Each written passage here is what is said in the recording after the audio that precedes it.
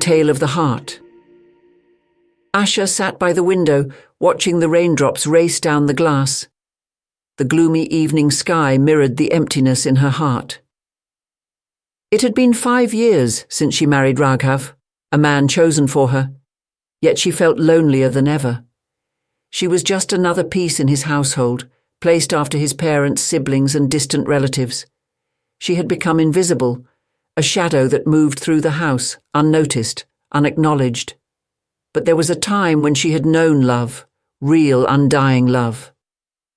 She closed her eyes, and her mind travelled back to the past, to Aditya.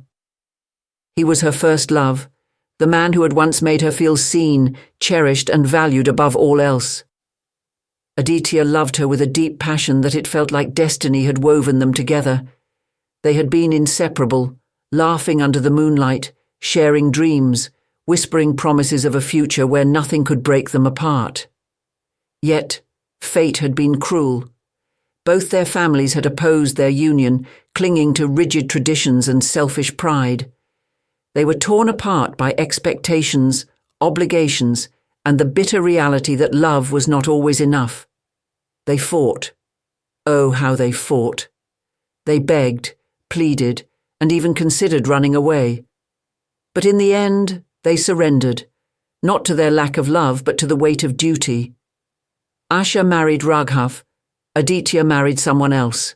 Her marriage felt like a transaction, a contract bound by customs rather than feelings. Raghav was a decent man, but his priorities were clear. His family came first, always.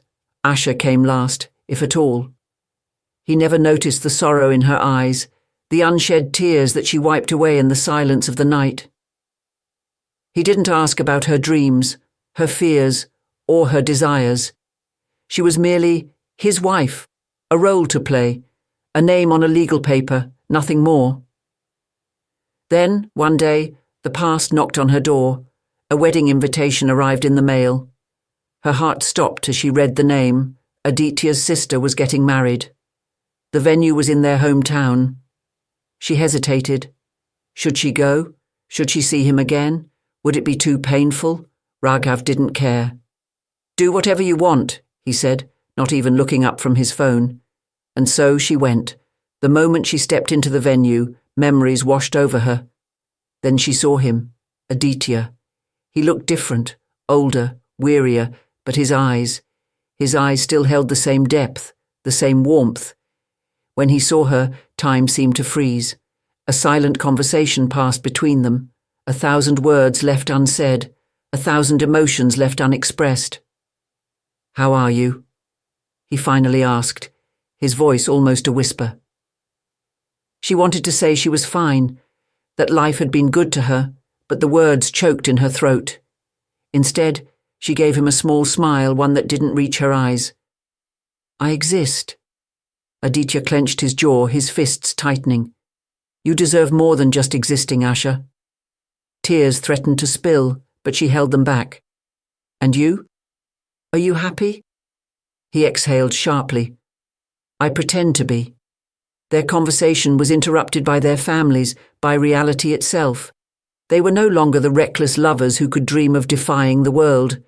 They were someone's husband, someone's wife. As the wedding ended, Aditya walked her to her car. "Asha, if you ever need anything, if you ever feel like you're drowning, promise me you'll reach out." She nodded, knowing she never would. Because what was the point? They were bound by different lives and different responsibilities. Love was no longer a choice, it was a memory. As she drove away, she glanced in the rearview mirror. Aditya stood there, watching her leave, just as he had watched her walk away all those years ago. A single tear slid down her cheek as she whispered into the empty car, "I miss you." But some love stories remain unfinished. Some souls love silently, from a distance, forever unseen, forever unspoken. Raghav noticed something different in Asha after she returned.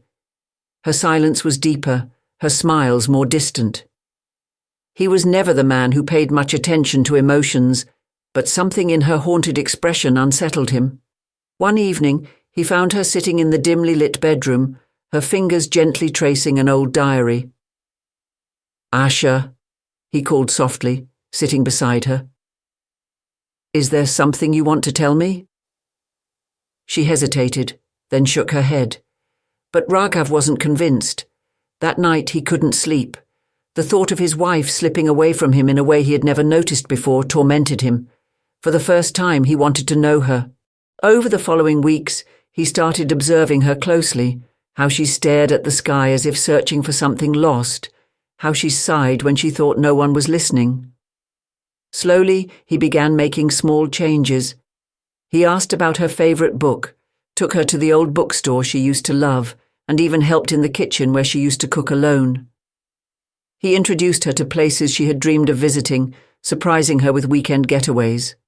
Bit by bit, he put her first. One day, as they sat on a quiet beach, watching the waves crash onto the shore, Asha turned to him. "Why are you doing this?" she asked, her voice filled with uncertainty. Raghav looked at her with rare sincerity. "Because I see you now, Asha, and I don't want you to just exist. I want you to live." Tears welled in her eyes, and for the first time in years, she felt warmth spread in her heart. Maybe, just maybe, love could be found again, even in the most unexpected places. Over time, Asha found herself opening up to Raghav in ways she never had before. He became her friend, her partner, her confidant. She began to dream again, and this time she was not alone. They travelled, they laughed, and they built a new love, one founded on understanding and effort. One evening, under a sky full of stars, Raghav took her hand and whispered, "Thank you for giving me a chance to love you the way you deserve." Asha smiled through her tears, finally feeling something she never thought she would again: happiness. And this time, she was truly seen. I hope you love this story. I encourage you to share your story in the comments below. It will make you feel better and remind you that you're never alone. Thank you.